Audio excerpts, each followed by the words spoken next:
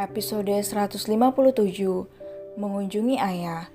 Mobil berhenti di lobi perusahaan mewah itu.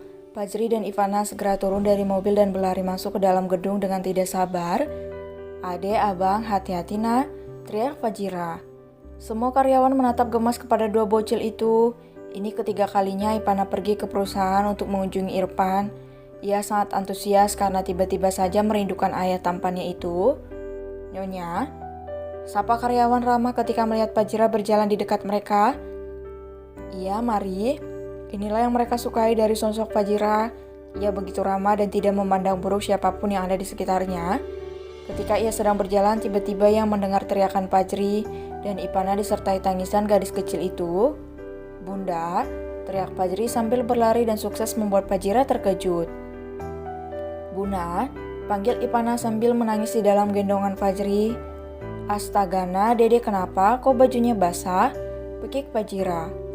"Dede jatuh bunda, kepleset tadi di dekat om yang sedang ngepel lantai itu," ucap Fajri yang cemas melihat adiknya. Sementara OB itu sudah ketakutan ketika melihat anak siapa yang terjatuh pada saat jam kerjanya. "Mana yang sakit nak?" Fajira segera menggendong Ivana dan mengusap bopong putri kecilnya itu. "Bunda udah bilang tadi jangan lari-lari, jatuh kan jadinya," omel Fajira khawatir. Ia segera menggandeng Fajri menaiki lift dan menuju ke ruangan suaminya. Ting, lift terbuka. Fajira segera keluar dari sana dengan isak tangis Ivana yang masih terdengar. Gadis kecil itu masih mengusap bokongnya yang terasa sakit akibat terjatuh. "Ceklek, Mas tolong panggilkan dokter.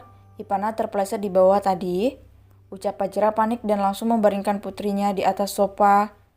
Irfan terkejut ketika melihat gadis kecilnya sedang menangis terisak sambil memegang bokongnya. Tanpa menunggu lama, ia segera menghubungi dokter dan berjalan menuju ke arah Ivana.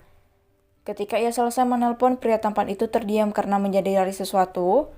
"Sayang," panggil Irfan menatap Fajira. "Iya mas, kamu sudah telepon dokternya?" ucap Fajira memeriksa keadaan Ivana. "Bukannya kamu dokter?" celutuk Irfan dan membuat Fajira terdiam. Fajri yang hanya menatap orang tuanya dengan tatapan bingung, namun ia hanya bisa menahan tawanya. Iya ya, kamu batalkan saja mas. Ini aku juga lagi periksa keadaan Ade," ucap Fajira tersenyum kikuk. Tanpa menunggu lama, Fajira segera melihat bokong Ivana dan membuka baju gadis kecil yang sudah basah itu. "Mas, tolong minta OB untuk membawa batu es ke sini cepat ya," ucap Fajira. Irfan segera menghubungi OB melalui sambungan intercom dengan sedikit membentak. "Bunda, Pak Dede baik-baik saja?" tanya Fajri yang tengah mengusap kepala Ivana. "Bunda lihat dulu ya sayang, semoga saja tidak apa-apa," ucap Fajira tersenyum dan mengusap kepala Fajri lembut. Walaupun di dalam hatinya merasa sangat khawatir, namun ia tidak ingin Fajri juga ikut khawatir karena Ivana jatuh ketika sedang bermain dengannya. Dalam waktu kurang dari 1 menit, OB datang dengan tergesa-gesa sambil membawa es batu di tangannya. Fajira segera mengambil batu es dan membalutnya menggunakan kain. Ia meletakkannya di atas bopong yang mulai terlihat kemerahan itu. Sakit Buna," ringis Ivana. Gadis kecil itu sudah berhenti menangis, namun ia masih mengusap tubuhnya yang terasa sakit. "Apa ada lagi yang sakit sayang?" tanya Fajira lembut. "Tangan Dede sakit Buna." Ivana memperlihatkan tangannya yang memerah. "Masih mau lari-lari lagi?" "Gak mau, maaf, Bunda," ucap Fajri dan Ivana bersamaan. "Bagaimana ini bisa terjadi?" tanya Irfan serius. Fajri menceritakan bagaimana Ivana terjatuh ketika mereka berlari di atas lantai yang baru saja dipel. Irfan meradang, ia segera memanggil OB itu dengan tatapan nyalangnya. "Pandu, panggil OB yang bertugas di lantai 1 sekarang," ucap Irfan kepada asisten barunya. "Baik tuan," ucap laki-laki itu segera pergi mencari OB yang dia maksud oleh Irfan. "Mas, aku rasa gak perlu untuk memanggil dia. Anak kita juga yang salah," ucap Fajira. "Dia juga salah sayang, bagaimana lantai bisa basah seperti itu? Bagaimana kalau karyawan yang lewat juga tergelincir?" ucap Irfan emosi. "Mas, di sana sudah ada papan pemberitahuan kalau lantai licin.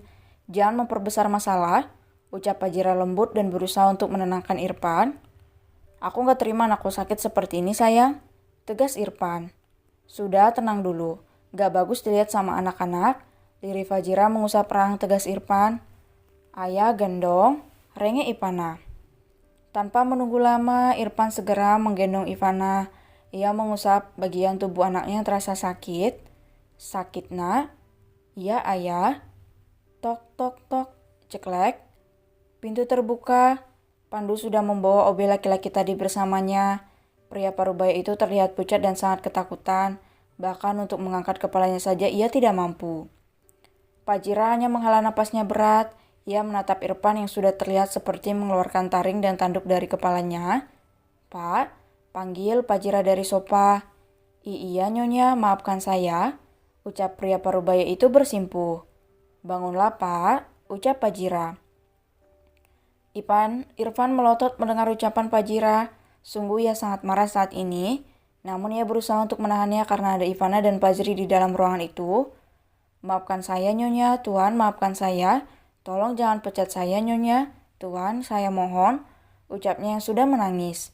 Bangunlah pak, ucap Pajira. Laki-laki itu bangun dan kembali berdiri. Pajira menatap kedua anaknya dengan intens. Abang, dek lihat, gara-gara kesalahan kalian orang lain terkena imbasnya, ucap Pajira. Dua bocil itu hanya bisa tertunduk mendengarkan perkataan ibundanya. Irfan semakin melotot melihat ke arah Pajira. Kenapa kamu jadi menyalahkan anak-anakku sayang? Batin Irfan geram. Pak, besok jangan terlalu basah lantainya. Kita nggak tahu siapa dan sepatu apa yang mereka pakai. Jadi kedepannya tolong lebih berhati-hati lagi, ucap Pajira. Sayang, serga Irfan. Sudahlah mas, bukankah dia kepala kebersihan di sini? Baru kali ini bapak itu melakukan kesalahan. Apa yang kamu harapkan? Tanya Pajira menatap Irfan. Pria tampan itu hanya bisa terdiam dan mengalihkan pandangannya. Ia sungguh sangat kesal ketika perkataan Pajira mematahkan egonya. Silakan kembali pak. Saya harap ini terakhir kalinya kejadian seperti ini terjadi. Terima kasih banyak nyonya, terima kasih banyak, terima kasih. Ucap bapak itu sesegukan karena masih mendapat kesempatan untuk bekerja di perusahaan ini. Sama-sama, silahkan. OB dan Pandu segera keluar dari ruangan itu. Tinggallah keluar kecil yang masih saling diam itu. Hup, terdengar helaan napas dari mulut Pajira. Semenjak kejadian tadi siang Irfan mendiamkannya. Bahkan laki-laki itu lebih memilih untuk meminta tolong kepada bibi daripada dirinya. Pajri dan Ivana terlelap di dalam kamar sehingga ranjang itu tidak akan muat jika diisi oleh 4 orang. Waktu sudah menunjukkan pukul 22:39. Irfan belum juga keluar dari ruangan kerja sedari tadi. Pajira segera menyusul suaminya menuju ruang kerja. Terlepas dari apapun yang akan terjadi. Sayang, panggil Pajira lembut sambil membuka pintu ruang kerja itu. Irfan hanya menoleh sebentar dan mengacukan istrinya yang sudah berdiri di dekat meja dengan mengenakan lingkar jahanam. Glek, Irfan merasa kesusahan untuk menelan ludahnya karena melihat Pajira yang sangat menggairahkan. Apa kamu masih marah, Mas? Tanya Pajira dengan nada sensualnya sambil mengusap tengkuk Irfan lembut. Aku melakukan itu agar anak-anak bisa belajar menghargai orang lain dan tidak berlaku seenaknya saja, ucap Pajira lembut. Ia menarik kursi Irfan dan memutarnya, lalu ia duduk di pangkuan Irfan dengan genit. Sayang, apa aku boleh hamil lagi? Ini sudah 4 tahun setelah aku melahirkan. Enggak, tegas Irfan. Kenapa? Tanya Pajira. Irfan melunak. Ia memeluk pinggang Pajira menyembunyikan wajahnya pada bongkahan padat itu. Bayangan kesakitan Pajira masih setia di ingatannya. Jeritan dan arangan yang sangat menyayat hati keluar dari mulut Pajira masih terngiang di telinganya. Jangan memintanya lagi sayang, sudah cukup aku memiliki kamu, Pajri dan Ivana dalam hidupku. Ucap Irfan serak. Baiklah, sekarang kita istirahat ya. Iya sayang. Irfan segera menggendong Pajira menuju ke kamar mereka. Pajira menghela napasnya karena bisa membujuk Irfan tanpa ada drama tambahan.